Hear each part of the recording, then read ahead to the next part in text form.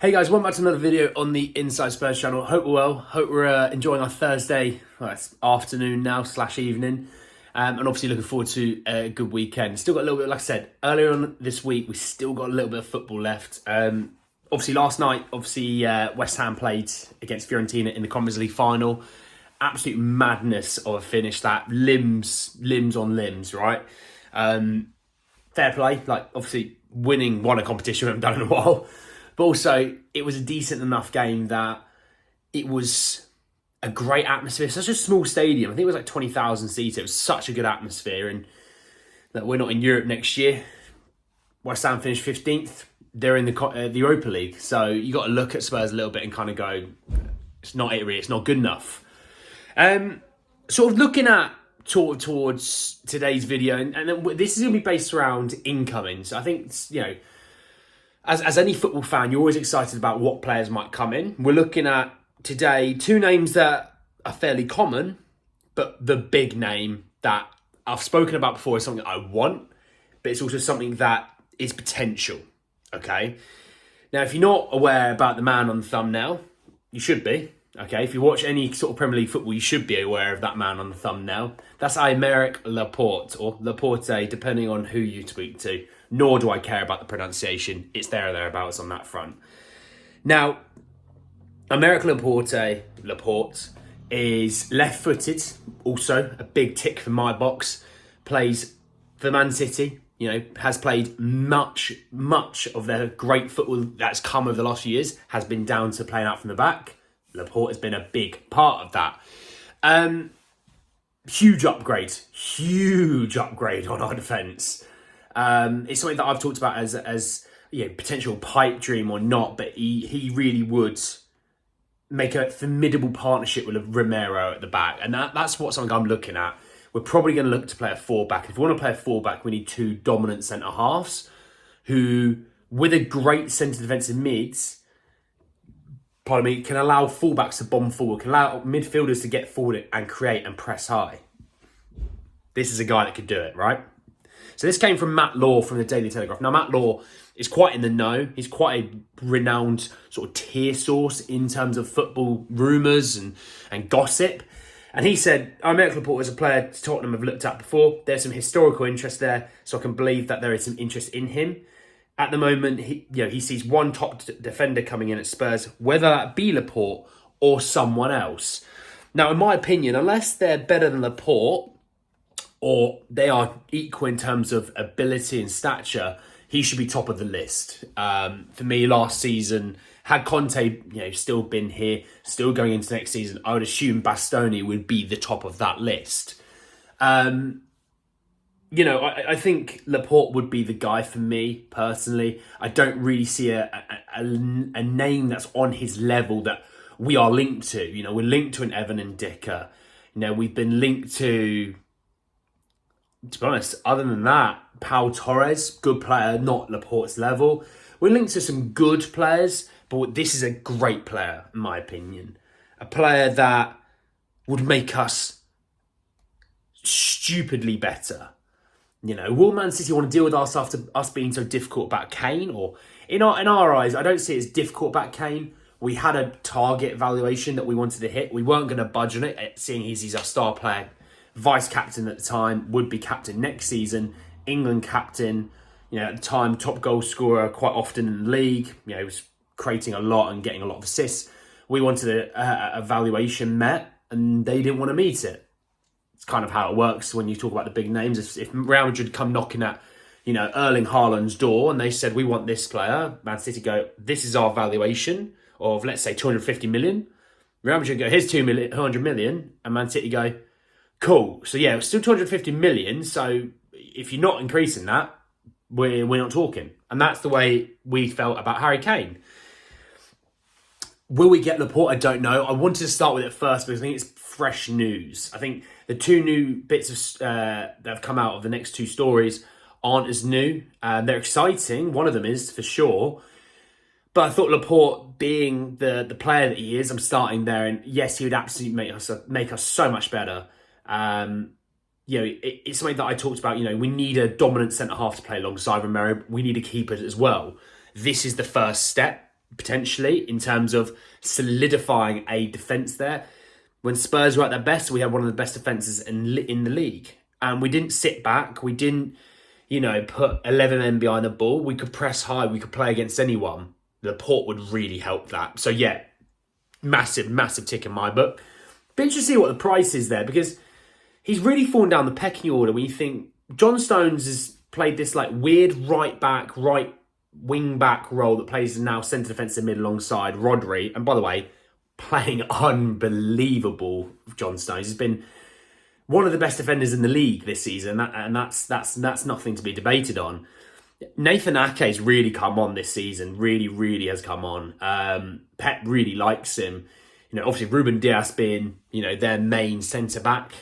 It's quite interesting how Laporte really has fallen down that list. Akanji's come in, they signed him for 18 million or something last summer, and he's been really, really good this season as well. So it does kind of feel like Laporte behind Stones, Dias, Ake, Akanji. You're looking at, fifth choice. So it might be something they look to cash in on, get some money, maybe reinvest it in, someone that's up and coming in the world. I don't know. Will they want to sell to us? I don't know. We have a weird relationship with Man City, I don't know, Kyle Walker being the only real notable worthy deal that we've done. And Levy doesn't really like dealing with Man City because of that deal. He regrets that deal. But let's move on to something a little bit more, I say realistic, not in a bad way that we're not going to Laporte, but I think this is definitely the deal that I think gets done first. James Maddison. Now, I know there's some and ahhing about James Maddison, but this comes from the Telegraph, and it says James Maddison is a priority target for Tottenham Hotspur, and Postecoglou has given the green light for us to make the move for him. So obviously he rates the player, which is always a good sign. The manager rates the player. He might be a historical interest, like Laporte in a way. He might be a historical interest between, Levy, Paratici, and all those other guys, but at least the new managers are coming and going, actually, no, I do like him. Let's go. Let's see if we can go get him for something reasonable. I think it'd be around about 40 million. Would he suit the style of play that Postecoglou wanted? I mean, potentially. He'd have to work harder defensively, I'd say that, but he's a player that's happy to press. It's always that thing with Ndombele. He's happy to go forward and defend, if you know what I mean. Press high and try and win the ball back. Going back the other way, would he want to? I don't know. He does have the ambition and desire to be closer to London. I know he's linked with Newcastle, and he is tempted by the idea. Obviously, Champions League football, lots of money, a club on the up and up. But he'd also, in his eyes, does he look at Tottenham and go, tell you what, we're only a few players away of being someone that's half decent in the league, someone that's going to challenge for titles. I'm going to get paid well regardless. I'm going to be in London, which is what I want. One season out of Europe. Well, I've been at Leicester. We've not really been in Europe anyway. This could be exactly the player that Spurs need. Maybe he looks at it like that. Maybe Postecoglou looks at it like that. I think 40 million is a reasonable deal. I think if that's the deal on the table, we take it. He's homegrown, which is a massive thing when we look at numbers. Spurs have had a bit of an issue with that recently. I'm all on board on that, in my opinion. All on board, okay? This seems to be a bit of a Telegraph special, really, this video. I'll be interested to see what happens with the Maddison thing, but this is something that's come out, again, from Matt Law. And he says, Aston Villa, Tottenham Hotspur and Newcastle are interested in Harvey Barnes, but West Ham have made the most serious move so far and are expected to open negotiations with Leicester City now because the season's over. That doesn't shock me. You have this weird thing. I don't know if anyone else does this. Whenever a player, you always go, if he was to leave, where do you think he goes? For some reason, Everton and West Ham, you always look at, he'd be linked to there, he'd probably go there, he'd suit there. So always those two teams. I don't know what it is. You never think of Wolves or Palace first off that list. You always think of these two teams. I don't know about you. I think he'd suit every club on that list. The interesting thing about Newcastle is obviously you've got Almiron, who's had a fantastic season, and you've got Anthony Gordon, you spent a lot of money on, and you've got Addison Maximin. would he be your fourth option on that list? Maybe third option? Maybe he's ahead of Gordon. I don't know. I don't. Maybe Newcastle, but I'd see him more so maybe at Villa than Newcastle. West Ham obviously being that as well. And obviously we're in that list. And again, like I've said, if we can get Maddison and Barnes, you're looking at around 40 million each. Maybe it's 45 Maddison, 35 for Barnes. You know what I mean? Let's say it's 70 to 80 million in total. I think it's a good deal personally.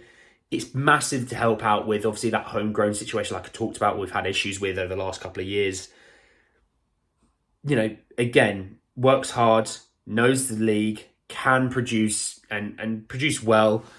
Again, it's that thing is, every single team is so hell-bent on stopping Harry Kane that it opens up so much space. The amount of space that Kulusevski or Son got at times was incredible. It's about the fact that they didn't use it. This guy, again, would get that same ability. And I don't see a downside to that move personally. I know some people may, but I personally don't. So for me, I'm all on board on that idea with Harvey Barnes and James Maddison. I think we only get one person. I just think because there's so much interest in both players, and I think Leicester probably don't want to sell both to Spurs as much as maybe both players may want to go to Spurs. I'm not saying they do or don't, or more than other teams. I'm saying hypothetically, if they do, I still think Leicester might play hardball and try and use one of them, maybe Barnes, who has more suitors because maybe the suitors think it's more realistic to get him. I think they use him as a bidding war and just see what they can drum up. They've obviously had FFP issues for a while, Leicester, and going down, that's not helped that whatsoever. I know Soyuncu's gone. I know that obviously Tielemans will go. I know that Barnes and Maddison will go, and they're losing a lot of big names and they're saving a lot on wages, I know, but they still have to have a good, competent squad for next season. They've got a lot of players earning good money. So I'll be wondering what happens with the rest of their squad. I think they might have a bit of an exodus this year. Speaking about one player going out, Giovanni Lo Celso, he's still really heavily linked to Aston Villa. I know it came from Romano weeks ago that Villa were keen on him. It does sort of look like that's still a possibility for him going to Villa. Maybe we use that as a blockade to say you can't go for Barnes if we're going to give him to you. Don't go for Barnes and Maddison. Keep them out of the loop, maybe, I don't know. And I did see a potential story about us using Brian Hill and some money to go and get Bunu, the Sevilla keeper. But to be honest, I didn't see it as a good enough source. So I'm not going to worry about that too much. I don't really see him being the option we go for keeper-wise. Not to say he's a bad keeper, I just don't see it happening personally. I think we're going to go for keepers that we've seen a lot of. Martinez or Araya. I don't see it being him personally. But I won't go too much into the Giovanni Lo Celso thing. I think I'm going to wait for something a little bit more noteworthy to come out again because it's been a few weeks. It's been a bit quiet. Does Villarreal come in? Does Aston Villa come in? I don't know. We'll see about that. But anyways, that's the end of the video today. It's a little bit of a shorter one, okay, than it has been recently. Let me know what you think because I'm excited by the idea of Laporte and Maddison coming in and Barnes. Yeah, that's a good trio. David Raya on top of that, maybe from Brentford as the keeper. Maybe one more because you're getting rid of a lot of players. We don't need a big squad. If we want to get rid of 10 to 12 players, we wouldn't need to bring in many players back because we've such a big squad. We could ship off players and we can let players go for real cheap because we just go, look, just go away. We want to want this big squad. We want to trim loads off, work it small. And actually, I think that benefits Postecoglou as much as it benefit the transfer budgets, wage bills. It will benefit Daniel Levy as well. So he'll have to listen. He'll have to realise that. And Postecoglou will go, actually, I don't need this massive squad. I'd rather work with a smaller squad and get to know the boys and build my style of play around these fellas that are going to be here this year. But yeah, like the video if you did enjoy that. Hit me with a comment section about who you want coming in. Maybe it isn't Laporte. Maybe it isn't Maddison. Maybe it isn't Barnes, Raya. Hell, maybe you want me to come play. I don't know. It'd be a stupid decision. I mean, I'd probably work harder than some players, but it'd be a stupid decision. But obviously, let me know about the players that we're linked to at the moment, all right? Subscribe if you're new, and obviously hit the bell notification for more. But anyway, guys, that's the end of the video. I hope you enjoy your Thursday. Enjoy the weekend. It's going to be a hot one. Factor 50, if you know, you know. Me, factor 50 for sure. But anyway, guys, that's the end of the video, and I'll see you all very, very soon. Take care, lads.